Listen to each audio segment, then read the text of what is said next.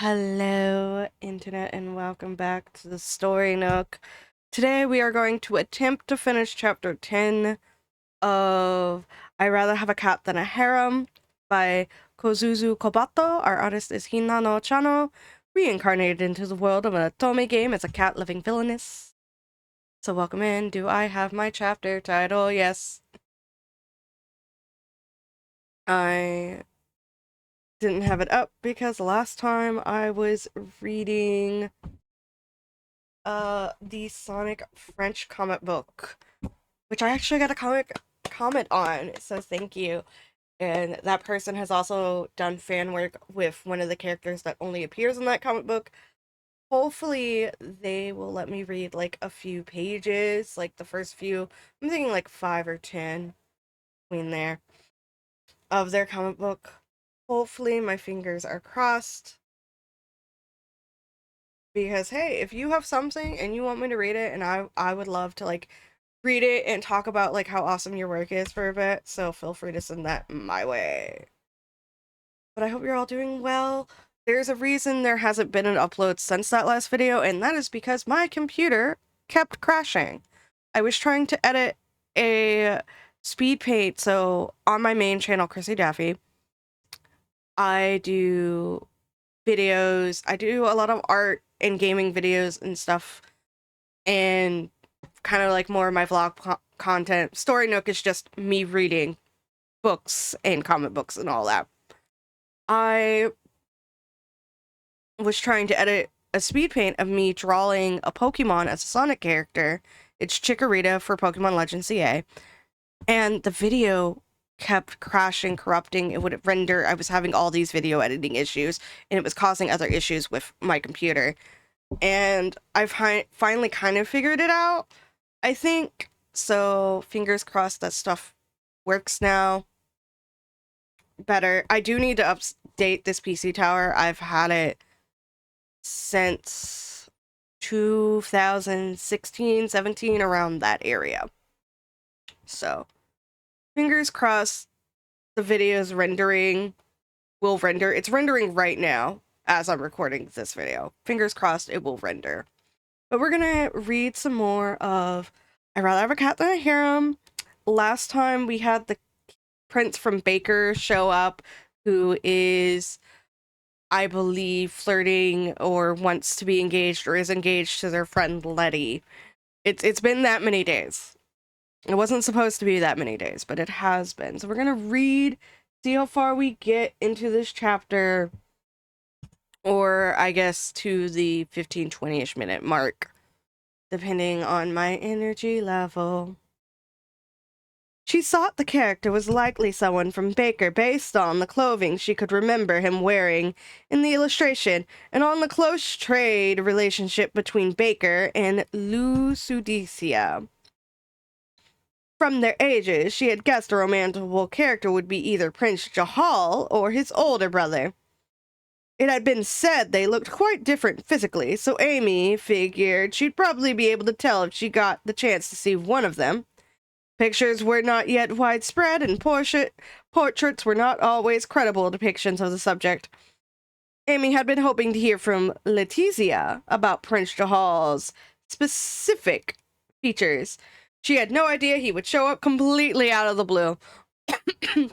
Speak of the devil, and he shall appear, I guess. Seeing was believing. Prince Jahal was almost certainly the character from her otome game. But oddly enough, the love interest standing in front of her did not want the heroine. He wanted Letizia. Even Amy who was aware that she didn't know much about love, was able to confidently draw that conclusion from such an overt display of affection. This finally breaks the pattern of the game, doesn't it? But as Amy's mind returned to reality, her eyes met Letizia's.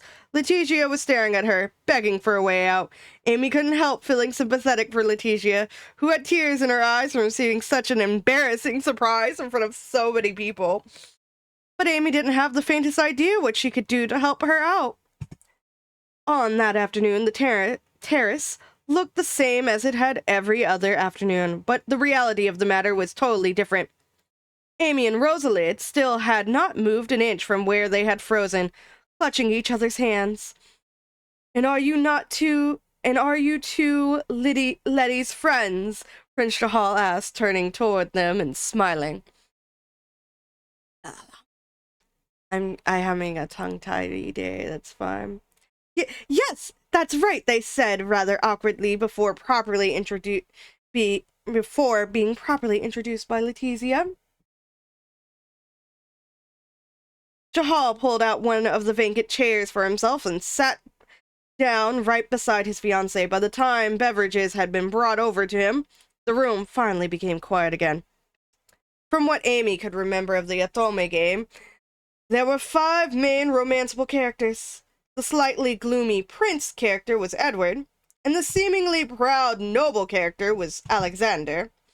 Amy hadn't found contenders for the magician or the knight characters yet, but Prince of a Foreign Kingdom character was almost certainly Prince Jahal. Congratulations!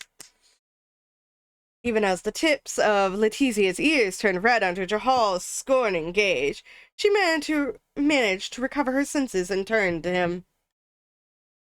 What brings you to Ludicia so suddenly, Prince Jahal? I was thinking of participating in this year's athletic tournament and studying abroad while I'm here. Okay, closer to you, closer to flirting? Yes, indeed. Ludicia's athletic tournament was held once every 3 years, and the matches were graced with the presence of His Majesty the King. It was a massive event in Ludicia, during which knights and magicians from far and wide would participate in contests of skill and valor.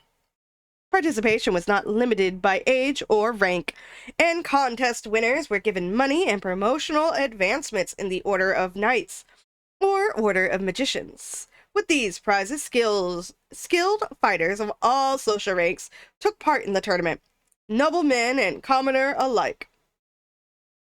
Amy's older brother, Harold, had participated in the previous athletic tournament and had finished with decently good results.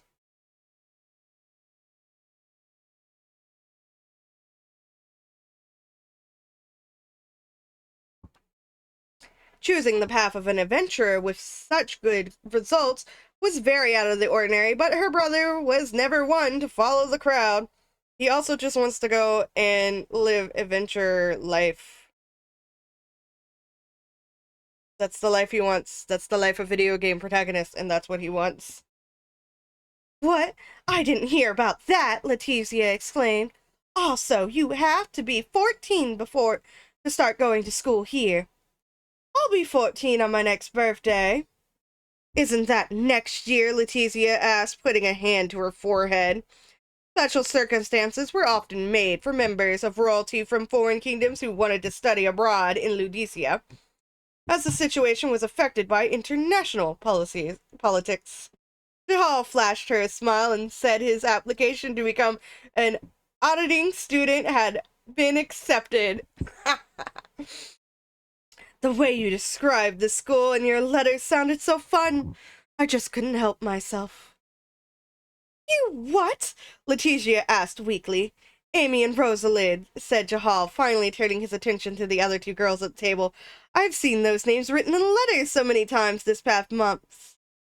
It feels as if I've met you already. Don't feel like you have to humble yourself to me, he added. Amy and Rosalid sat there stunned, mouths hanging open. They thought they had become friends with Letizia, but they had no idea she liked them enough to mention them in her letters. Yay! Letty mentioned us? That makes me so happy, Amy cried. Only once in a while. There wasn't much else to write about, you know. Really? But in every letter you talk so much about. You talk about them so... Jahal, she yelped, putting her hand over his mouth. Letizia blushed such a deep red that Amy almost expected steam to start coming out of her ears. Even before Letizia's hand, Jahal was clearly smiling.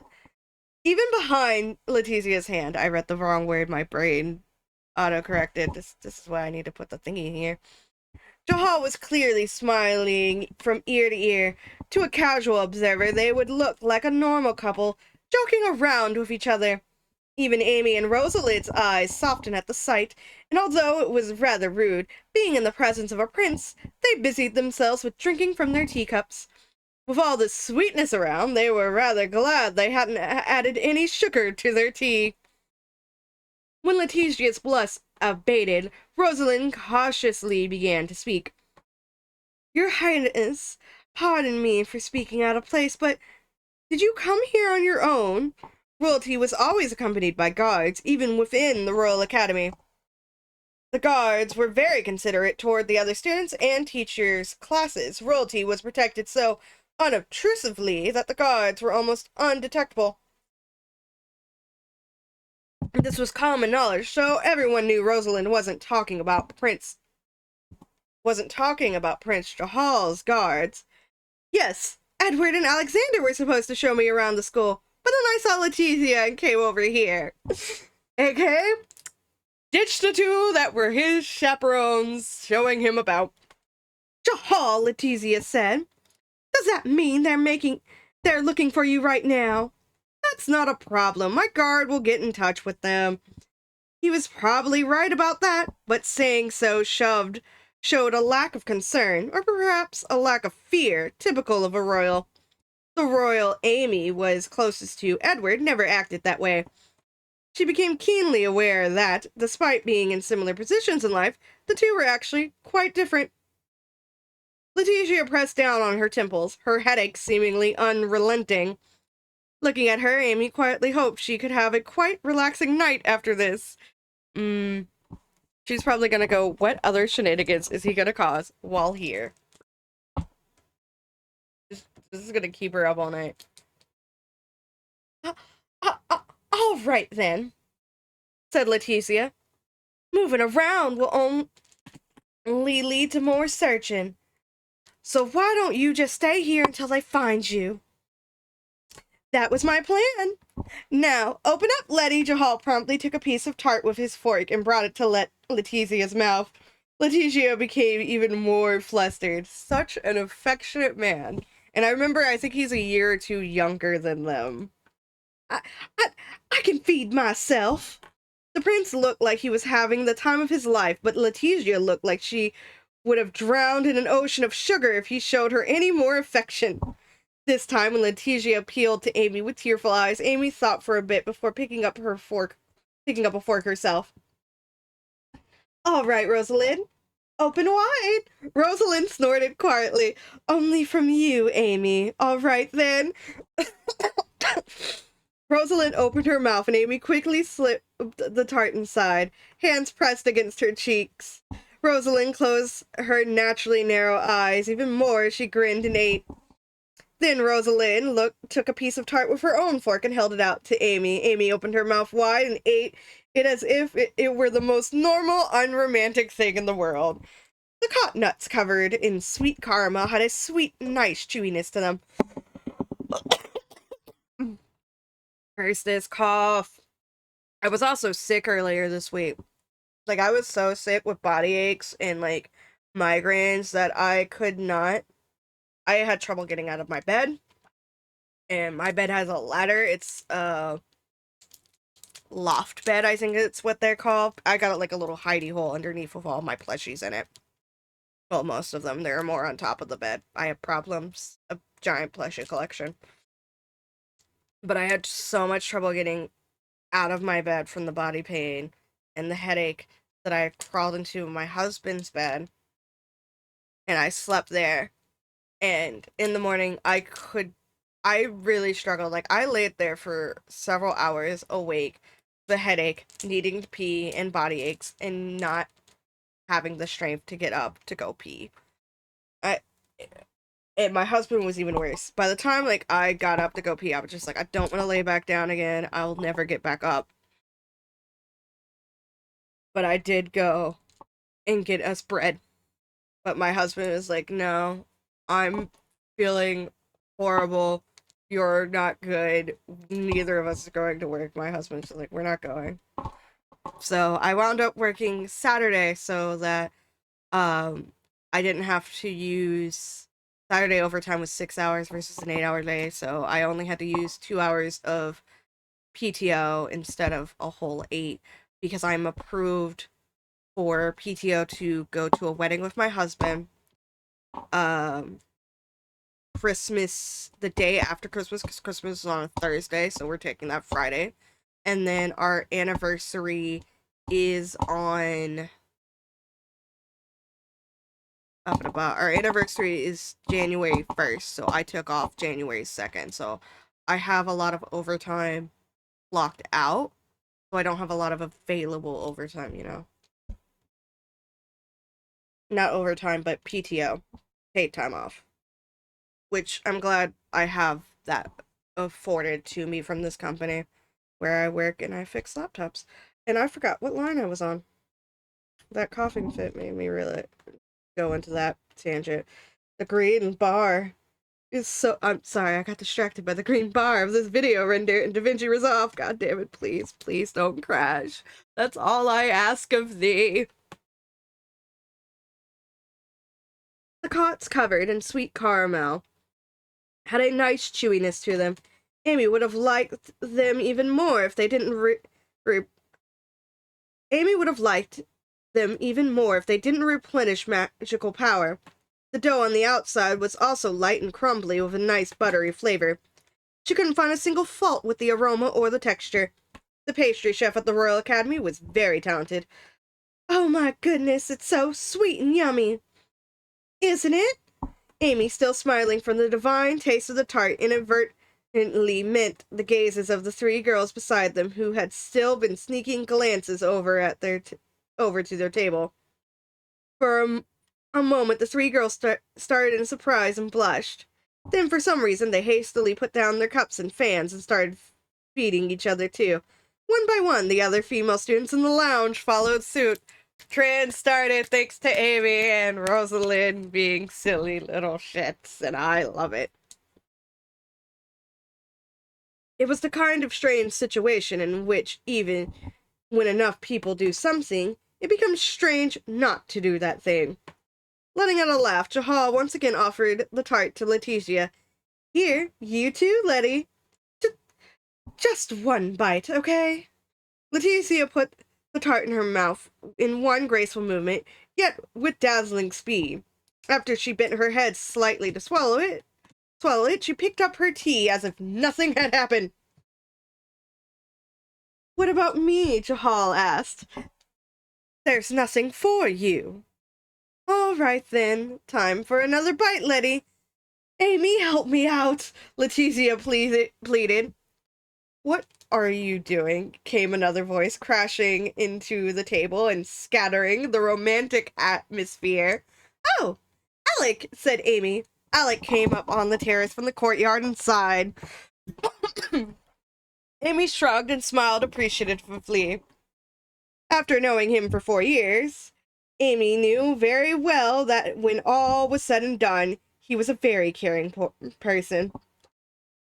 Alexander, now 18, was rapidly beginning to look like the perfect aristocrat. Wait, Alexander's 18? How old are you again? It was stated at the beginning of this chapter.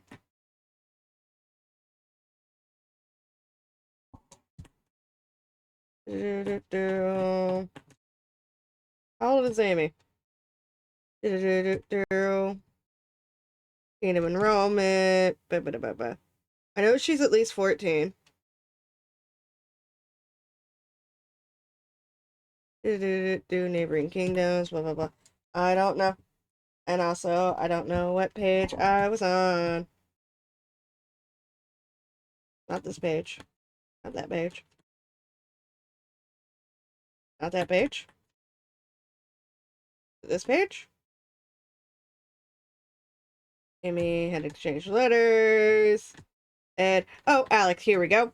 Found it. Alexander is now 18. I don't remember how old anyone else is. It's been that long. I know the girls are at least 14. And the prince is 13.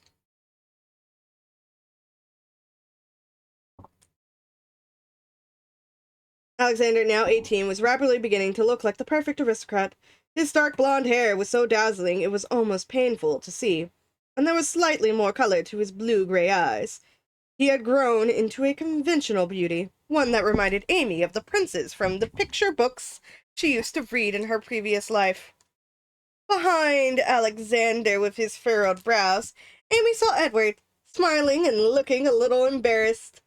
"We've been looking for you, Ch10. Ed, Alec, I apologize for all the trouble it took to find me. But you can't really blame me. My priority here is Letty, after all." "I saw it you said that," sighed Edward. Then he smiled and added, "Hello, Amy." Amy almost choked on her tea at his dazzling smile, but somehow she managed to swallow it and return a nod of greeting. Yes, keep trying to avoid this relationship and engagement that he wants, that he's already told your dad. Fine, I'll wait. I'm willing to wait until after she's 18 or 21 or whatever age you think. I'm the fourth prince. I got nothing but time.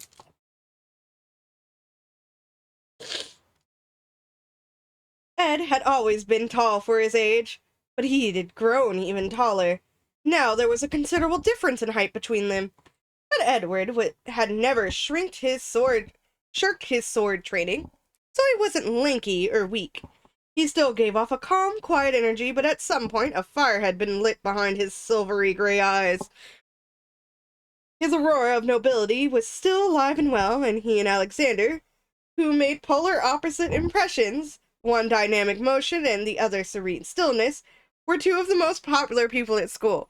They're also a prince and a duke. Well, future duke. Young duke, I believe, is how it's referred to.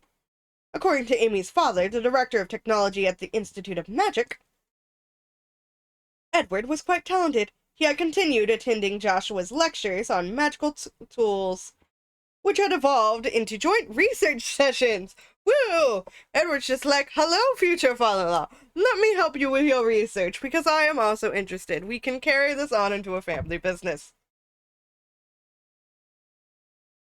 Your son's off being an adventurer anyway." Edward participated in the development and improvement of magical tools.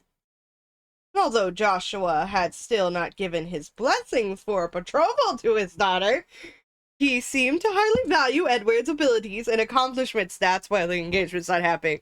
Joshua's just like, "I'm not giving blessings yet. You're still too young. I don't want you to leave the house. I want you to live to adulthood. I don't want you to marry or be engaged until adulthood." Previous life adulthood.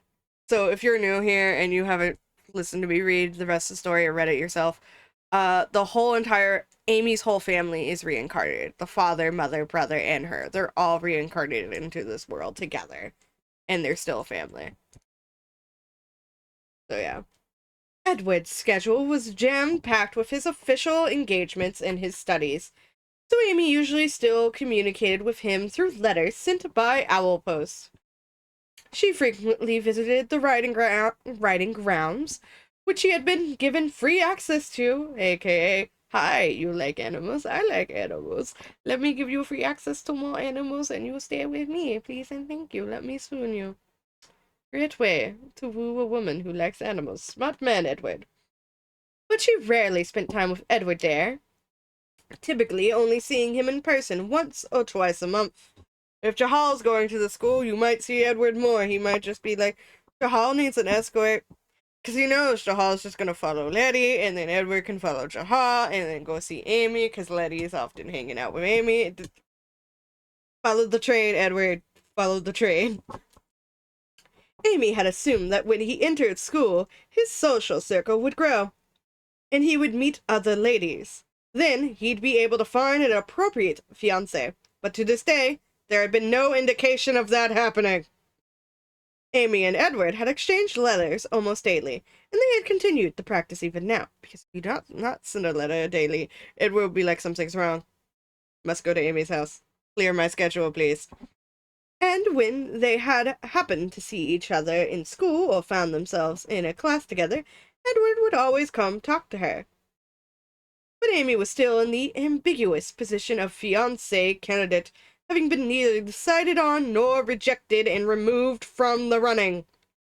She felt like they needed to sit down and have a proper conversation about the subject, but she was afraid to ask.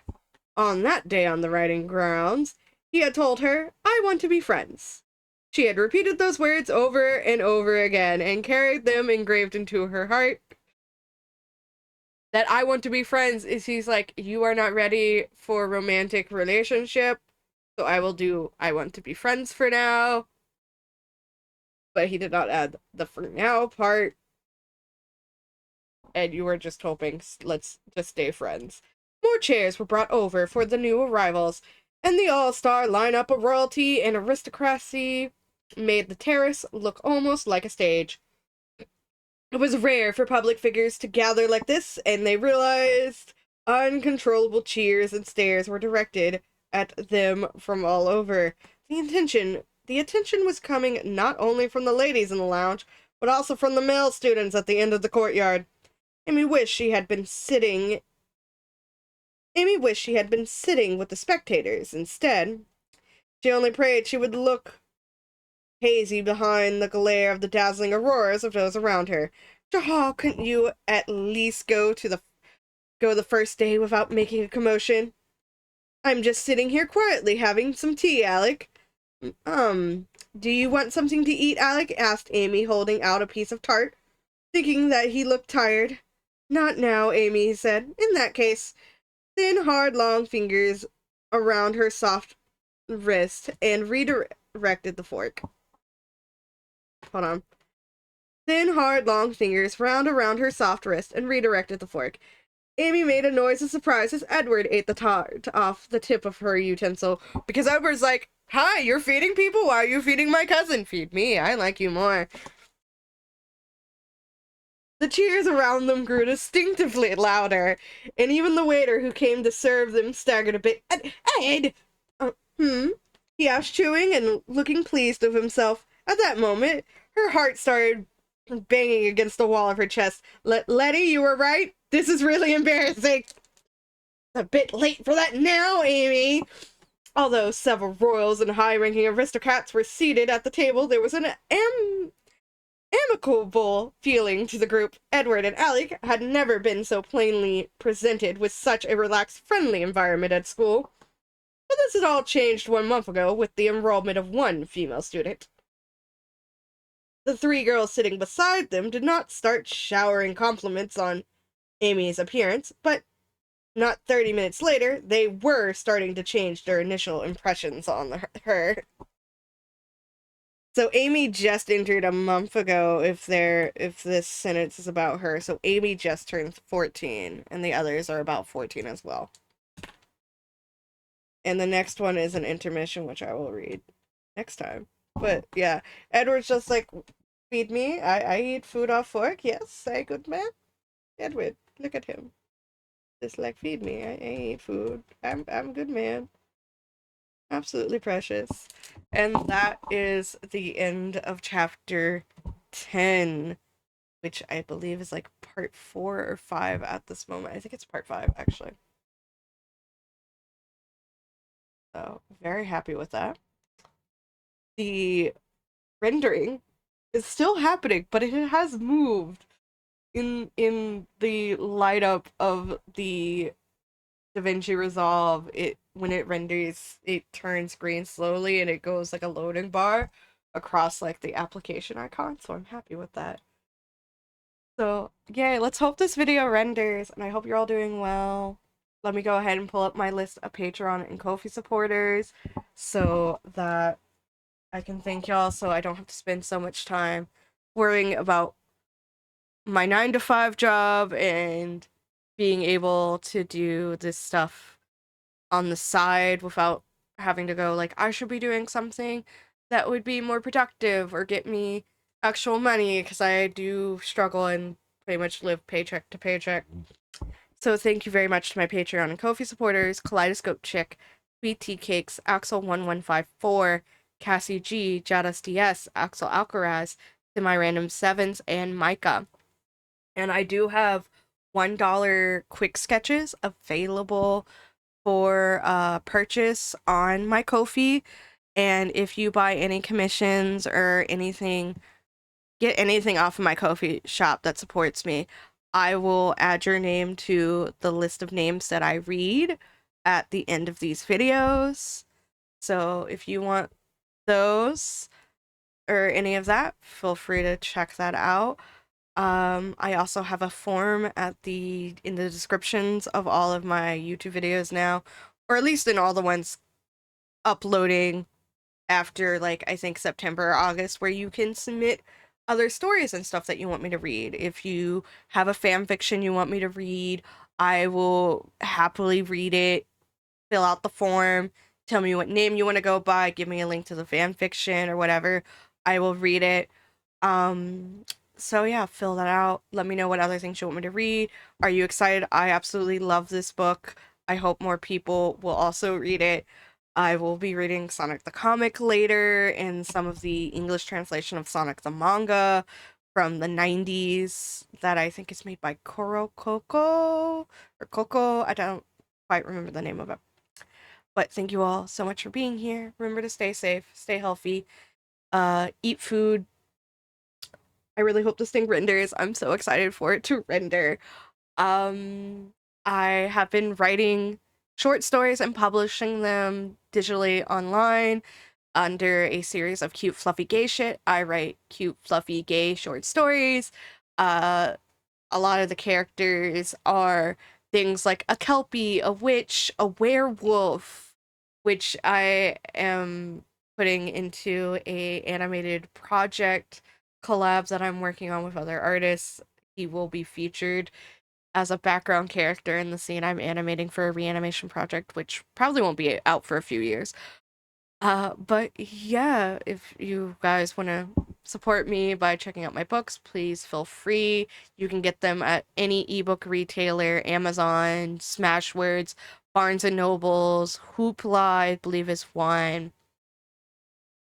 And I believe a lot of my books are set up where I think you can get them for free for most libraries. I just don't know if library ebook systems are carrying them or not. I have no way of checking. I don't even think my ebook library has things there, so I'll have to go and see. But you can get it from pretty much any ebook retailer. I have to figure out how to get them on Google Books, Google Play Books.